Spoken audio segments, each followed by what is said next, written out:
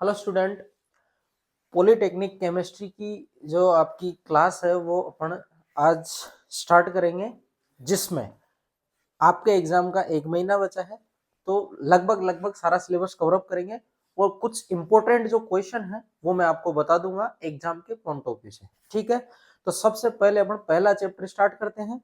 ऐसे करके अपन पूरी 500 जो यूनिट है लगभग सारी वो कवर अप करेंगे। ठीक है, तो जो पहला आपका चैप्टर है वो है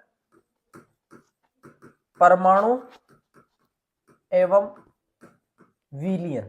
दो है मिला के ना, एक तो एटॉमिक स्ट्रक्चर है और एक सॉल्यूशन का पार्ट है।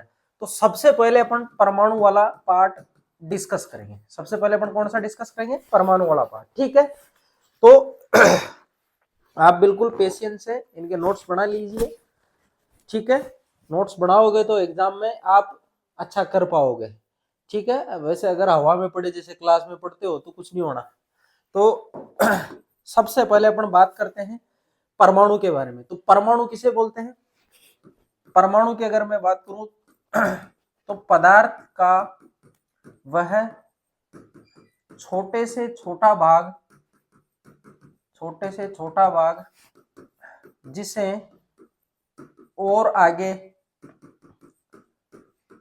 विभाजित नहीं कर सकते उसे परमाणु कहते हैं। ठीक है, यानी परमाणु को आगे और विभाजित नहीं कर सकते और परमाणु रासायनिक अभिक्रिया में क्या करता है? भाग लेता है और नए पदार्थ का क्या करता है? ये निर्माण करता है। यानी एक एटम दूसरे एटम के साथ कंबाइंड होकर प्रोडक्ट का निर्माण करता है। तो ये भी लिख सकते हैं अपन, अर्थात परमाणु एक दूसरे से क्रिया करके रासायनिक अभिक्रिया में भाग लेता है। ठीक है, यानी परमाणु रासायनिक अभिक्रियाओं में भाग लेते हैं और क्रिया करके उत्पाद का निर्माण करते हैं। ये सिंपल भाषा है इसकी परमाणु की, जो डाल्टन ने दी थी। ठीक है, ये किसके द्वारा दी गई थी? डाल्टन के द्वारा। अब आगे अपन बात करते हैं कि एटम के अंदर और क्या क्या चीजें हो सकती है। डाल्टन को इसका कोई आइडिया नहीं था कि अंदर इलेक्ट्रॉन है, प्रोटॉन है, न्यूट्रॉन है। ये सब सारी चीजें बाद में डिस्कस की गई थी। तो नेक्स्ट बात करते हैं अपन एटम के बारे में। तो मैं एक बेसिक ओवरव्यू दे देता हूं आपको। देखो इधर, ये किसी भी परमाणु का, ये परमाणु का डायग्राम है। परमाणु के अंदर जो सबसे सेंट्रल वाला केंद्रक भाग रहता है, केंद्रक भाग, उसको बोलते हैं नाभिक। क्या बोलते हैं उसको? नाभिक।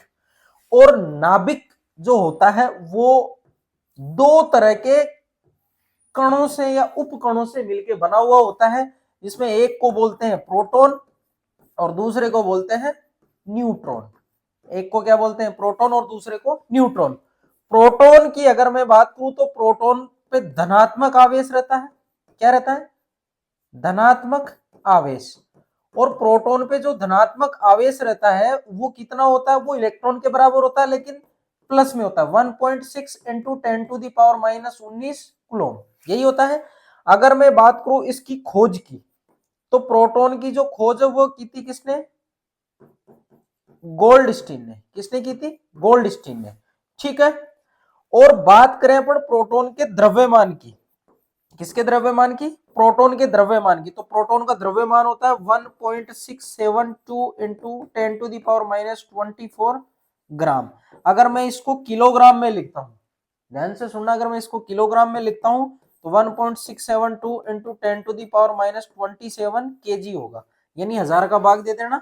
1000 का भाग दोगे यानी 10⁻3 का भाग, ऊपर जाएगी तो 10⁻−3 हो जाएगी। -3 और -24 कितनी होती है? -27। तो ये प्रोटॉन के बारे में हुई। ऐसे ही मैं बात करता हूं न्यूट्रॉन के बारे में। न्यूट्रॉन की खोज किसने की थी? चैडविक ने। न्यूट्रॉन की खोज किसने की? चैडविक ने। अगर न्यूट्रॉन पे मैं बात करूं आवेश की, तो देखो आपने इलेक्ट्रॉन पे नेगेटिव आवेश और प्रोटॉन पे पॉजिटिव दोनों खोज लिए। इसके बाद कुछ नहीं बचा। तो कुछ नहीं बचा तो इलेक्ट्रॉन पे, सॉरी, न्यूट्रॉन पे आवेश क्या होगा? उदासीन, यानी शून्य आवेश, जीरो होता है। अगर मैं बात करूं इसके द्रव्यमान की, इसके द्रव्यमान की बात करें तो द्रव्यमान देखो ये जो प्रोटॉन होता है उससे थोड़ा ज्यादा होता है, 1.674 होता है उसका, 1.674 इंटू 10 की पावर माइनस 24 ग्राम। अगर आप केजी में लिखना चाहो तो 1.674 इंटू 10 की पावर माइनस 27 केजी हो जाएगा ये, ठीक है। तो ये न्यूट्रॉन के बारे में बात हुई। अब बात करते हैं अपन इलेक्ट्रॉन। तो इलेक्ट्रॉन इसके चारों तरफ चक्कर लगाते हैं, तो इलेक्ट्रॉन की खोज की बात कर लेते हैं। तो इलेक्ट्रॉन की खोज की थी किसने? थॉमसन ने। किसने की थी? थॉमसन ने, ठीक है। और इलेक्ट्रॉन की अगर मैं बात करूं द्रव्यमान की, तो इलेक्ट्रॉन का द्रव्यमान होता है 9.1 into 10 to the power minus 31 KG. कितना होता है? 31 केजी। अगर इसको ग्राम में लिखना चाहोगे तो 1 केजी में क्या होता है? 1000 ग्राम। तो 10 की पावर 3 से गुणा कर दो, 10 की पावर माइनस 31 इंटू 10 की पावर 3, ये हो जाएगा 9.1 into 10 to the power minus 28 grams. अगर मैं बात करूं द्रव्यमान और इसके आवेश की, तो आवेश कितना होता है? आवेश होता है माइनस के 1.6 into 10 to the power minus 19 coulomb, ठीक है। तो ये सारे के सारे एटम के अंदर पाए जाते हैं। इलेक्ट्रॉन चारों तरफ चक्कर लगाते हैं, और प्रोटॉन और न्यूट्रॉन वो सेंट्रल वाले पार्ट में रहते हैं, केंद्रक में रहते हैं, जिसको नाभिक बोलते हैं। और नाभिक की खोज की अगर मैं बात करूं तो नाभिक की खोज की थी किसने? रदरफोर्ड ने। किसने की थी? रदरफोर्ड ने, ठीक है। तो ये एक बेसिक ओवरव्यू है, आप इसको उतार लीजिए। आपके वो मल्टीपल चॉइस वाले जो एबीसीडी वाले क्वेश्चन आते हैं उसमें डायरेक्ट ऐसे क्वेश्चन पूछ लेता है कि किसकी खोज किसने की थी। तो इसको नोट डाउन करिए, फिर बात करते हैं नेक्स्ट।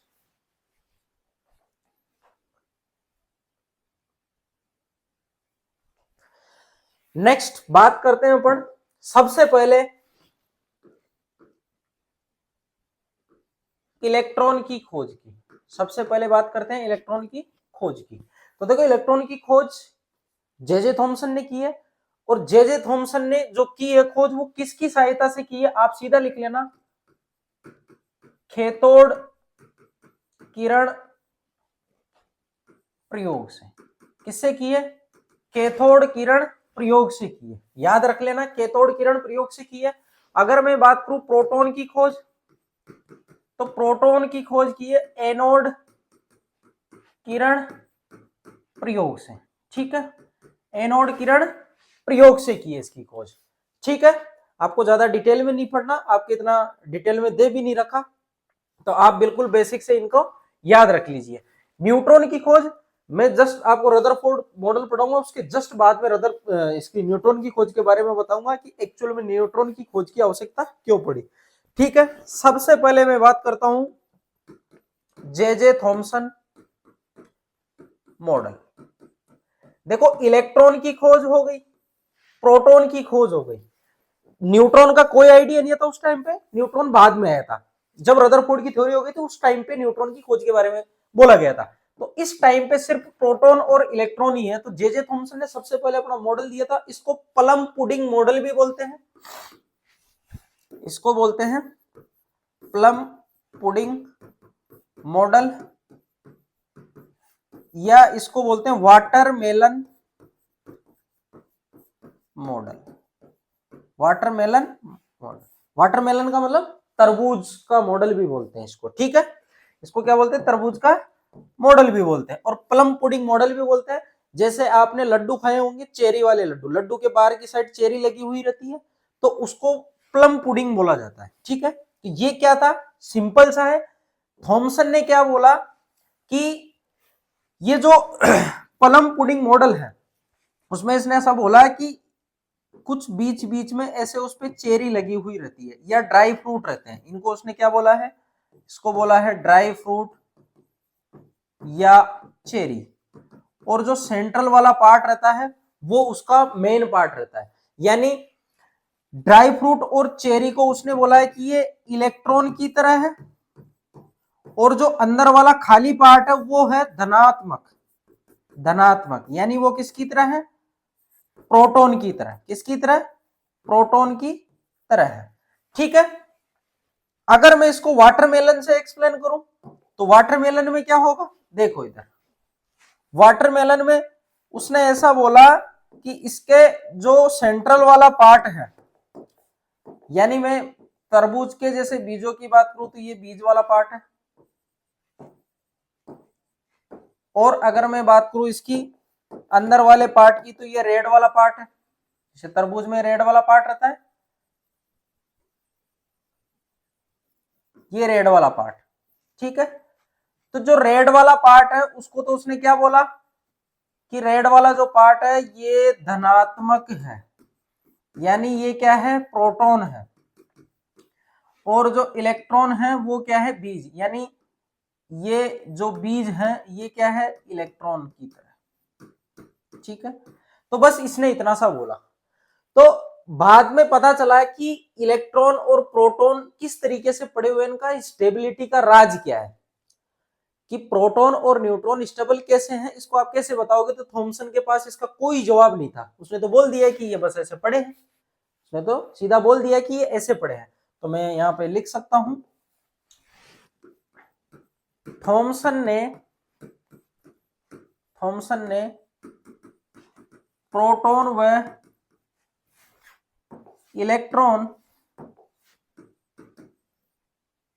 इलेक्ट्रॉन के स्थायित्व के बारे में, इलेक्ट्रॉन के स्थायित्व के बारे में कुछ नहीं समझाया, ठीक है। उसने इसके बारे में कुछ नहीं समझाया, ठीक है। और इसने सिर्फ ये बोला है कि तरबूज के लाल रंग वाला भाग धनात्मक आवेश व तरबूज के बीज वाला भाग या बीज ऋणात्मक आवेश की तरह है। आई बात समझ में? बस इतना सा बोला उसने और कुछ नहीं बोला, ठीक है। तो इस मॉडल की कमी भी यही थी, थॉमसन के मॉडल की, कि ये स्टेबिलिटी को नहीं समझा पाया। बाद में अल्फा पार्टिकल से जो प्रयोग किया था किसने, रदरफोर्ड ने जो अल्फा पार्टिकल प्रयोग किया है उसका भी इसके पास कोई जवाब नहीं था कि ये क्या हो गया उसके साथ, किसने कैसे ऐसी सटीक चीजें दे दी, ठीक है। तो ये थी सिंपल थॉमसन मॉडल। अब बात करते हैं रदरफोर्ड मॉडल की।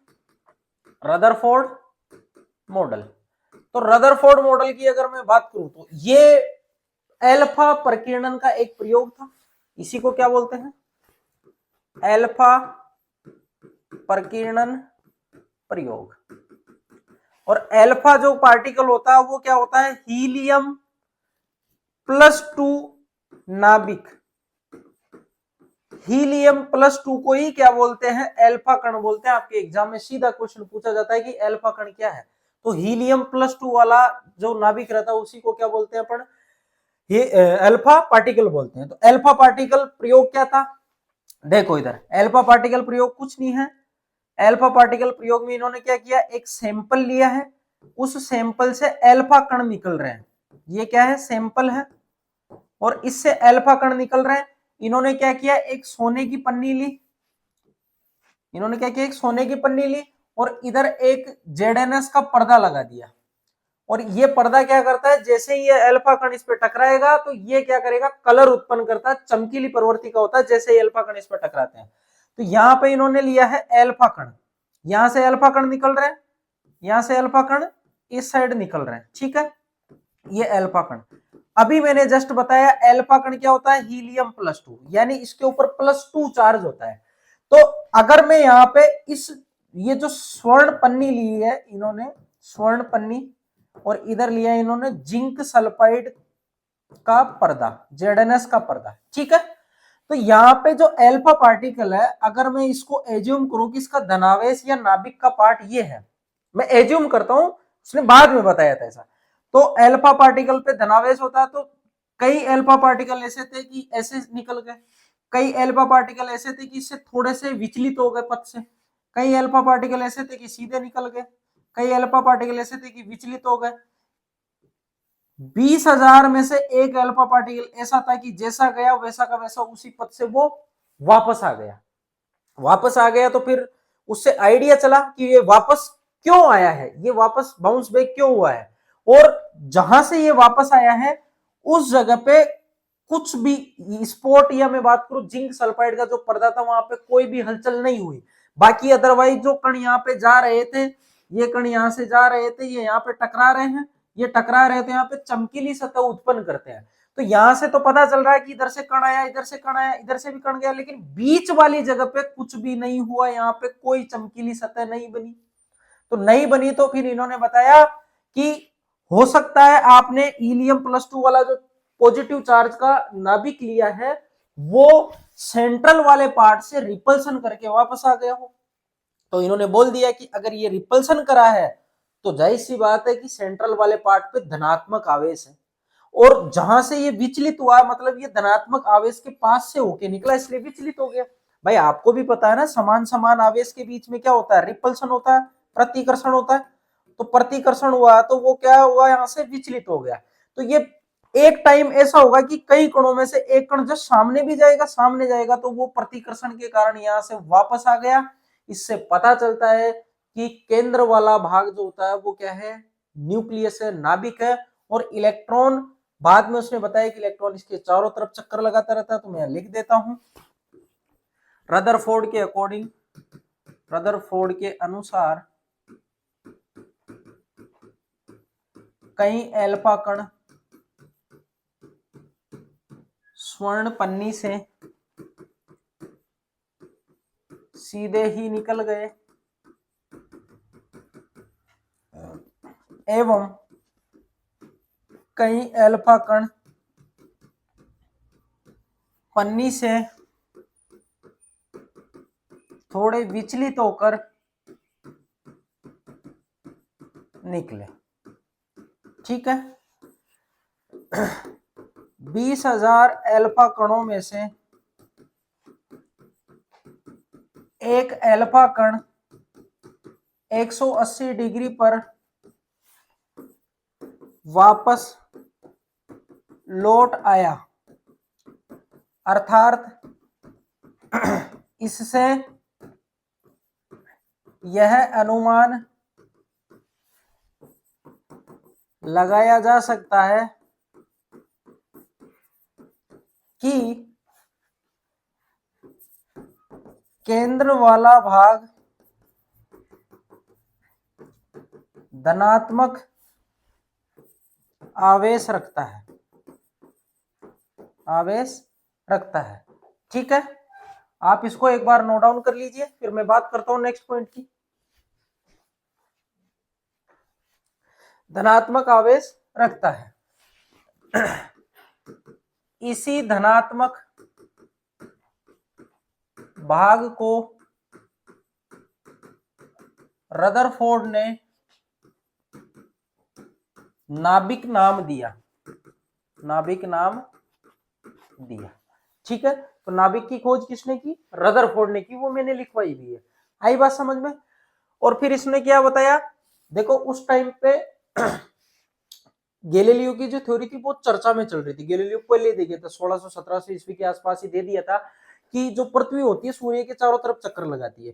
तो फिर इसको वहां से आइडिया मिला कि यहाँ पे जो इलेक्ट्रॉन है उसकी स्थिति कैसे बताए, तो इसने बोल दिया कि सेंट्रल वाला पार्ट, इसका केंद्र वाला पार्ट तो क्या है, धनात्मक आवेश है, तो इलेक्ट्रॉनों को कहाँ बताए। तो उस टाइम पे वो बहुत चर्चा में चल रही थी, तो इसने बोल दिया ऐसे तुक्के में कि इलेक्ट्रॉन हो सकता है उसके चारों तरफ चक्कर लगा रहे हो। इसने क्या बोला, इलेक्ट्रॉन नाभिक के चारों तरफ चक्कर लगाते हैं, चक्कर लगाते हैं। ठीक है, ये बात बोली किसने, इसने। अब ये बात इसने बोल दी, यहां तक सही है। ठीक है, अब बाद में थोड़े टाइम बाद मैक्सवेल की विद्युत चुंबकीय विकिरण की थ्योरी आई, और मैक्सवेल विद्युत चुंबकीय विकिरण की थ्योरी में क्या बोलता है कि कोई भी त्वरित आवेश अगर गमन कर रहा है तो वह विद्युत और चुंबकीय क्षेत्र दोनों उत्सर्जित करता है, और वो उत्सर्जित करता है तो उससे एनर्जी भी क्या होगी, वहां से उत्सर्जित होगी। अगर एनर्जी उत्सर्जित होगी तो इलेक्ट्रॉन की एनर्जी कम होगी, इलेक्ट्रॉन की एनर्जी कम होगी तो वो एकदम कहां चला जाएगा, नाभिक में चला जाएगा, जो कि संभव नहीं है। डाल्टन ने बोला ना भाई एटम तो स्टेबल है, तो इसके अकॉर्डिंग तो एटम स्टेबल ही नहीं है। तो ये चीज वो नहीं समझा पाया, तो इसका ड्रॉबैक रह जाता है। तो इसकी कमी में मैं लिख देता हूं, देखो मैक्सवेल के विद्युत चुंबकीय विकिरण सिद्धांत के अनुसार त्वरित आवेश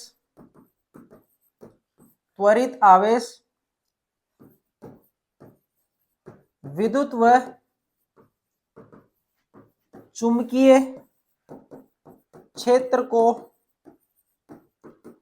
ऊर्जा के रूप में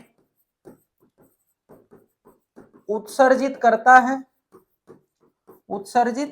है जिसे विद्युत चुंबकीय विकिरण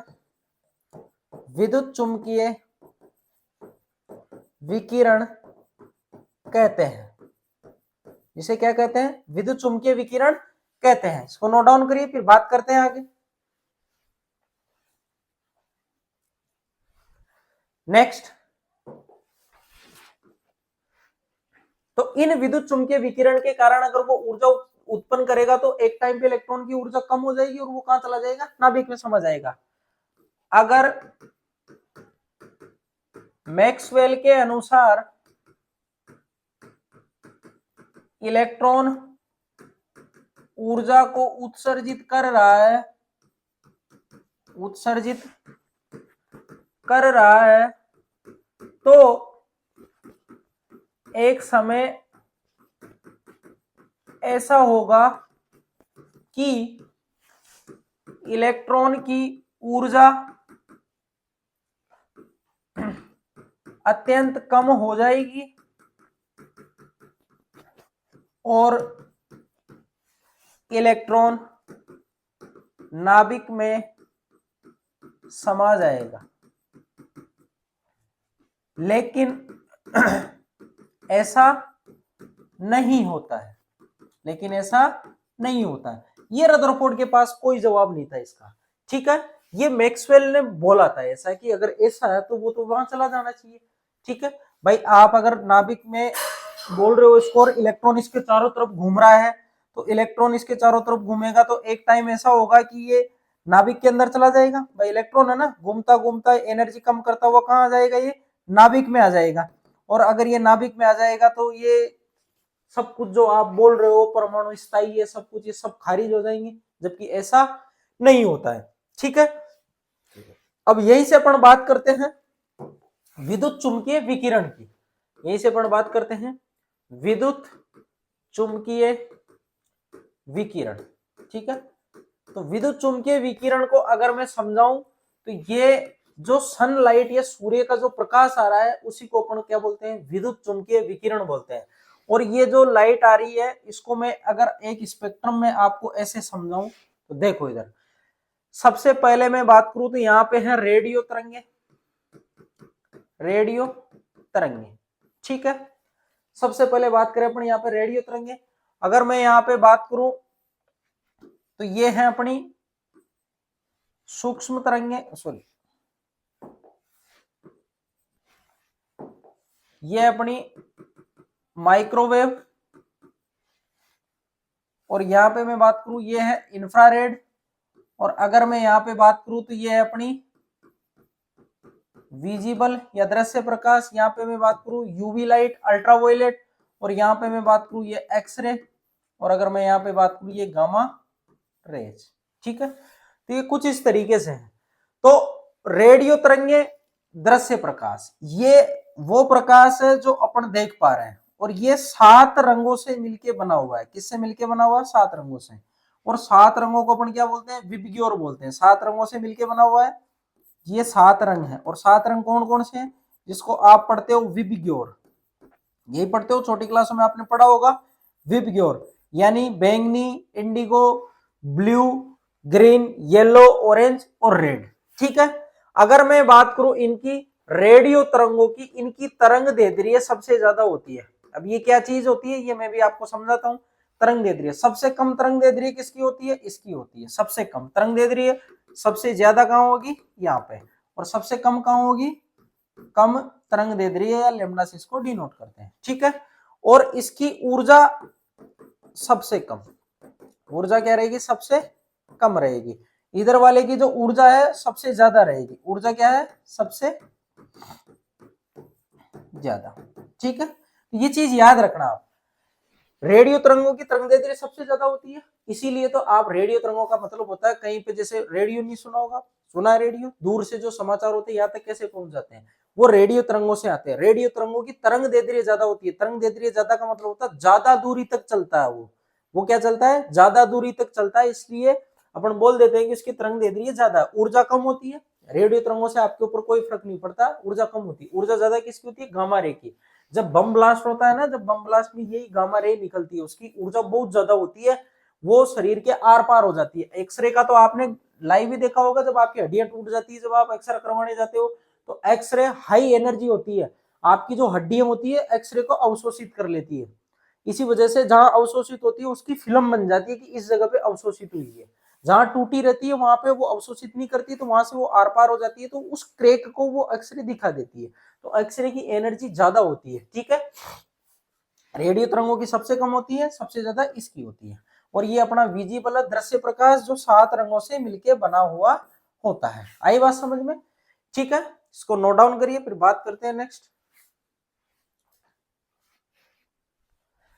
अब बात करते हैं तरंगदैर्ध्य की। छोटी छोटी परिभाषाएं हैं तरंगदैर्ध्य, इसको लैम्डा से डिनोट करते हैं। तो तरंगदैर्ध्य को कैसे समझाएं? देखो, एक जो तरंग होती है वो इस तरीके से चलती है, ऐसे चलती है, ऐसे लहरा लहरा के चलती है वो। ठीक है, ये जो तरंग है ऐसे चलेगी। तो देखो, यहां से यहां तक अगर वो चली है, यहां से यहां तक अगर वो चली है, तो एक उसने आधा चक्कर पूरा किया है, और फिर वो यहां से यहां तक चली है, तो एक पूरा चक्कर हो गया कंप्लीट, यानी एक पूरी साइकिल पूरी हो गई। तो मैं बात कर सकता हूं कि यहां से जो एक चक्कर उसने किया है, यानी एक तरंग की जो लंबाई होगी उसी को क्या बोलेंगे? तरंगदैर्ध्य बोलेंगे। ये चक्कर यहां से यहां तक भी हो सकता है, ये चक्कर यहां से यहां तक भी हो सकता है, यानी दो इसके जो उच्चिष्ट हैं, यहां से यहां तक की दूरी को भी अपन लेमडा बोल सकते हैं, या आप दो निम्निष्ठ ले लो, वहां से वहां तक की दूरी को भी आप क्या बोलोगे? यहां से यहां तक की दूरी को भी आप क्या बोलोगे? लेमडा बोलोगे। तो लेमडा किसी को भी बोल सकते हो। यहां से यहां तक भी एक पूरी तरंग हो रही है। देखो, ये वाला पार्ट पूरा हो गया, इसको और इसको मिलाऊंगा तो एक पूरा ऐसा पार्ट बन जाएगा वो। तो आप कहीं से भी ले सकते हो। तो इसकी परिभाषा क्या हो जाएगी? एक तरंग की लंबाई तरंगदैर्ध्य कहलाती है, तरंगदैर्ध्य कहलाती है, और इसको लेमडा से दर्शाते हैं। ठीक है, इसको किससे दर्शाते हैं? लेमडा से दर्शाते हैं। लंबाई की बात कर रहे हैं तो इसका मात्रक क्या होगा? तरंगदैर्ध्य का मात्रक क्या होगा? सेंटीमीटर होगा, मीटर होगा, माइक्रोमीटर होगा, एंगस्ट्रॉम होगा, नैनोमीटर होगा, पिकोमीटर होगा, कुछ भी हो सकता है। ठीक है, ये सब क्या इसके मात्रक है। ठीक, नेक्स्ट बात करते हैं अपन आवृत्ति की। नेक्स्ट बात करते हैं अपन आवृत्ति की। इसको न्यू से दर्शाते हैं, इसको न्यू बोलते हैं, न्यू। ठीक है, आवृत्ति का मतलब क्या होता है? एक सेकंड में एक किसी भी बिंदु से गुजरने वाली तरंगों की संख्या, प्रति सेकंड किसी बिंदु से गुजरने वाली तरंगों की संख्या आवृत्ति कहलाती है। ठीक है, आवृत्ति कहलाती है। अब आवृत्ति और तरंगदैर्ध्य में संबंध क्या होता है उसको आप एक इस पॉइंट से समझिए। देखो, ये मैंने कोई एक पॉइंट बोला है, इस पे प्रति सेकंड अपन को तरंग गिनना है कि कितनी तरंगे निकल रही है। जितनी ज्यादा तरंगे निकलेगी उसकी आवृत्ति उतनी ज्यादा होगी। तो मैं यहाँ पे दो तरंगे ले रहा हूं। एक तरंग तो मैंने ली है ये वाली, और दूसरी तरंग मैंने ली है छोटी तरंगदैर्ध्य वाली, ऐसे। तो देखो, इसमें यहां से यहां तक की दूरी क्या होगी? लेमडा। फिर यहां से यहां तक की दूरी क्या होगी? लेमडा। ठीक है, यहां से यहां तक की दूरी क्या होगी? ये भी लेमडा होगी। अगर मैं इसके लिए बोलूं तो इसके लिए तो सिर्फ एक ही लेमडा होगी। तो आप मेरे को खुद बताओ, इस पॉइंट से ये तो सिर्फ एक ही निकलेगी, एक तरंग। और अगर मैं इसकी बात करूं, इसको भी पूरा कर लो आप, चाहे यहां तक ले रहे हो तो यहीं तक रहने दो। ठीक है, अगर मैं यहां तक बात करूं इस वाली तरंगों की, तो देखो 1 2 3, तो कितनी तरंगे निकलेगी? 3 तरंगे। ठीक है, तो आप बताओ प्रति सेकंड इस पॉइंट से इधर तो 3 तरंगे निकल रही है, इधर 1 तरंग निकल रही है, इधर 3 तरंगे, इधर 1 तरंग। तो अगर इधर 3 तरंगे निकल रही है तो इधर देखो इनकी लेमडा भी छोटी है, यानी तरंग दे रही है छोटी है, छोटी छोटी लंबाई वाली तरंगे हैं।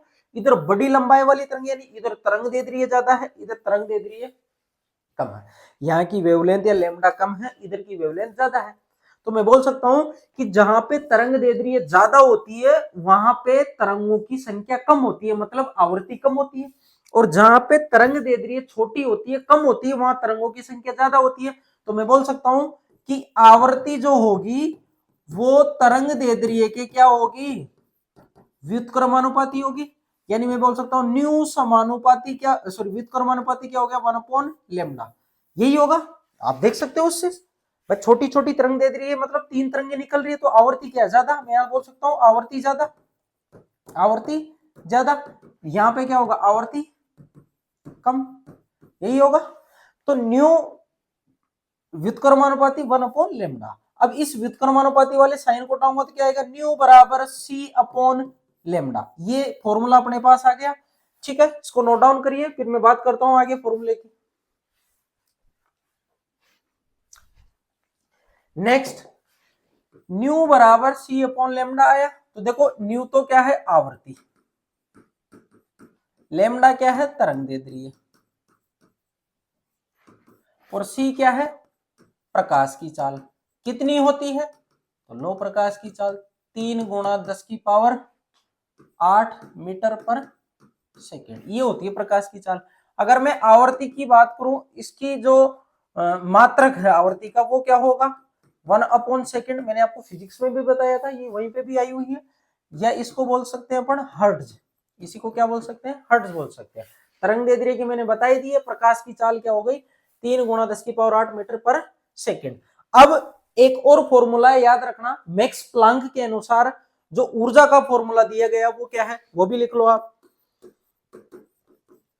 मैक्स प्लांक के अनुसार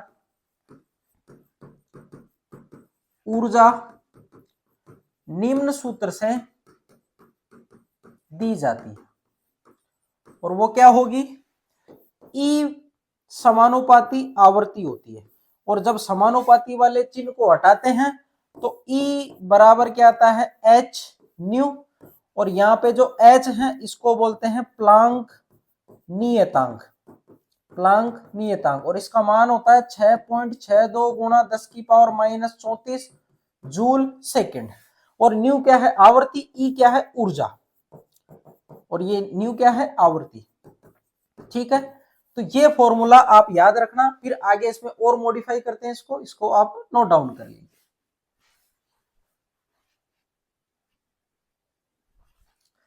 बात करते हैं अपन नेक्स्ट, ई बराबर अपन ने लिखा एच न्यू, और अभी मैंने आपको थोड़ी देर पहले बताया था न्यू बराबर क्या होता है, c/λ। तो आप इसको भी रख सकते हो, ई बराबर हो गया hc/λ।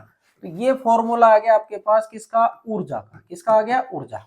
और प्लांक के अनुसार, प्लांक के अनुसार ये जो विद्युत चुंबकीय विकिरण आ रही है इनको इसने क्वांटा बोला है। प्लांक के अनुसार विद्युत चुंबकीय विकिरण क्वांटा कहलाती है। कई बार इनको फोटोन भी बोलते हैं, इन्हीं को क्या बोलते हैं, फोटोन भी बोल देते हैं। ठीक है, तो ये बात हुई किसकी, विकिरण से रिलेटेड। अब डायरेक्ट अपन चलते हैं अपने बोर मॉडल की ओर। आई बात समझ में, आप इसको नोट डाउन कर लीजिए, फिर बात करते हैं नेक्स्ट।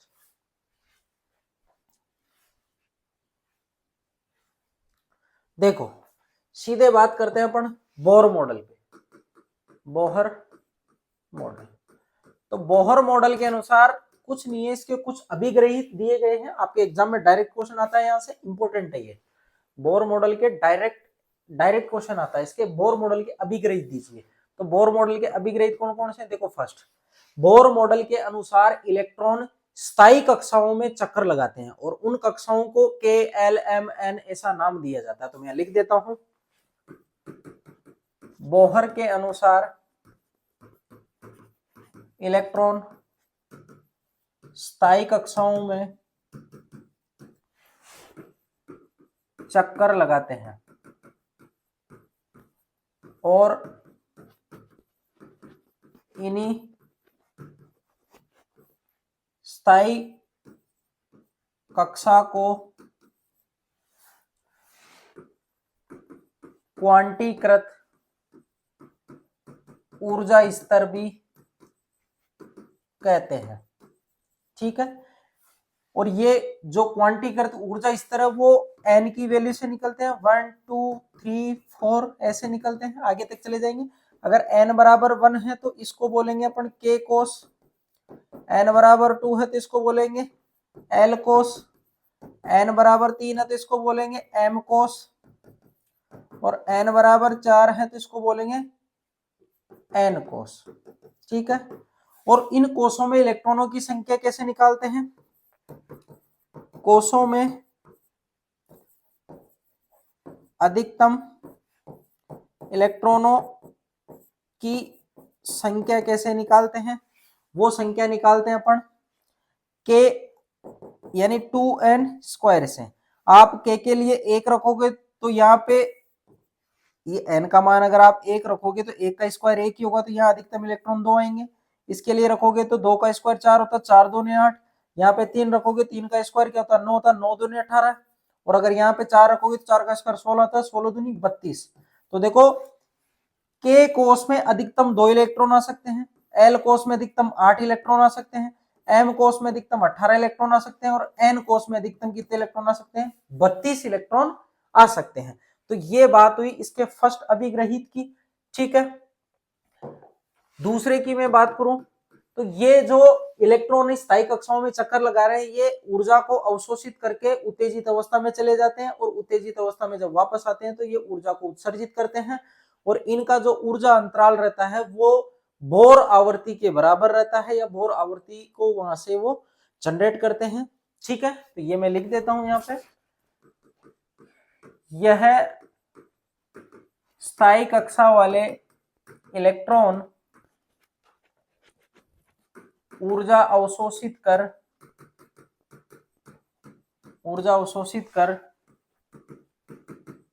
उत्तेजित अवस्था में चले जाते हैं, तथा जब यह इलेक्ट्रॉन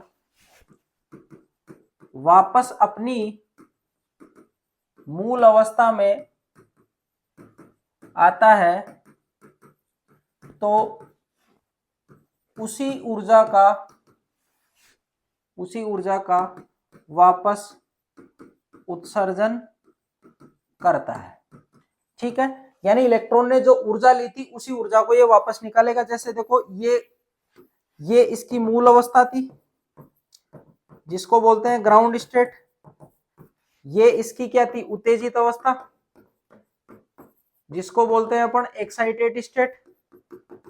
इलेक्ट्रॉन यहां से एनर्जी को लेके, ये एनर्जी वही थी h/e बराबर, इसको अवशोषित किया, ये चला गया यहाँ पे। अब यहाँ पे रहेगा नहीं, थोड़े टाइम बाद ये वापस आएगा, यानी जितनी इसने ऊर्जा ली उतनी इसने ऊर्जा वापस निकाली।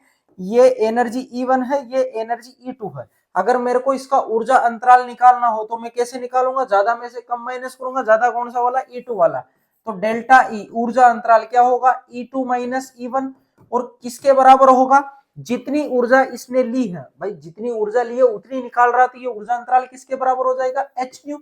तो मैं यहां से अगर न्यू निकालू तो न्यू क्या हो जाएगा?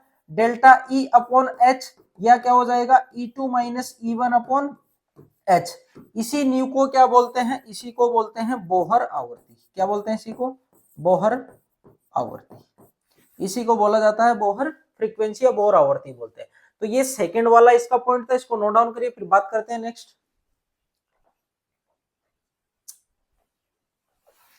नेक्स्ट जो इसका थर्ड अभिग्रहित है उसकी बात करते हैं। तो देखो थर्ड क्या है? इलेक्ट्रॉन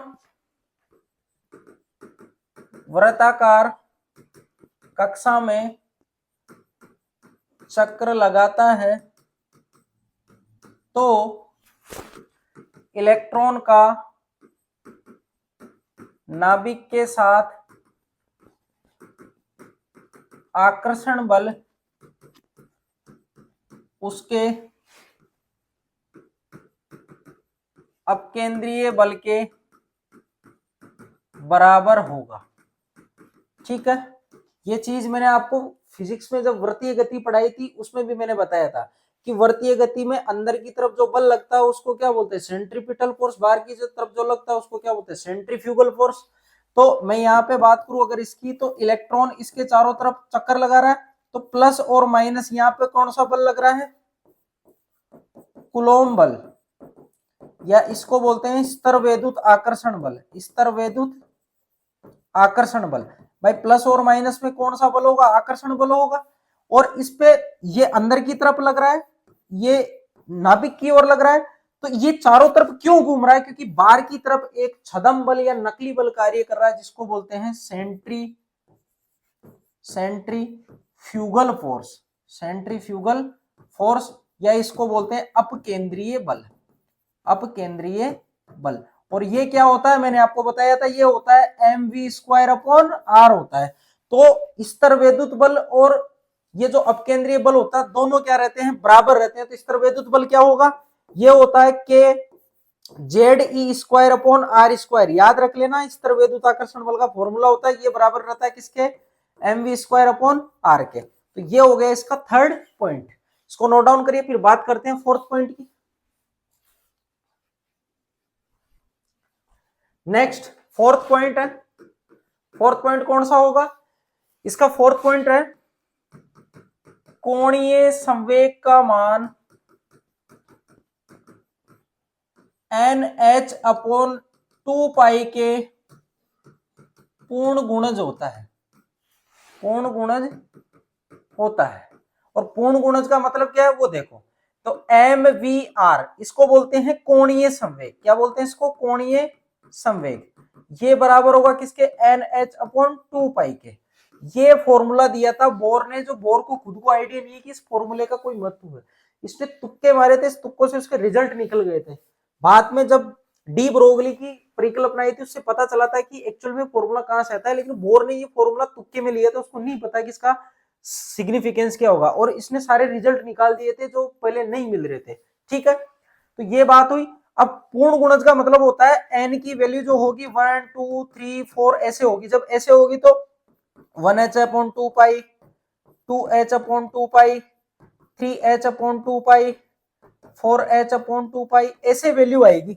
ये कभी भी ऐसा नहीं होगा 1.5, 2.5, 3.2 ऐसा कभी भी नहीं होगा, ये वैल्यू नहीं होगी, ये होगी, इसको बोलते हैं पूर्ण गुणज, पूर्ण गुणज। ठीक है, ऐसी वैल्यू कभी भी नहीं होगी। तो ये बोर का क्या था, चौथा वाला अभिग्रहित था। आई बात समझ में। तो ये सारे के सारे बोर के मैंने अभिग्रहित समझा दी हैं। आपके एग्जाम में यहाँ से डायरेक्ट क्वेश्चन पूछा है कि बोर के अभिग्रहितों को समझाइए। ठीक है, अब इसके फॉर्मूला से रिलेटेड और आगे अपन पढ़ेंगे हाइजेनबर्ग अनिश्चितता का सिद्धांत और हाइड्रोजन परमाणु। ठीक है, तो यहां तक आप कंप्लीट इसको उतार लीजिए, फिर बात करेंगे नेक्स्ट क्लास में। ओके।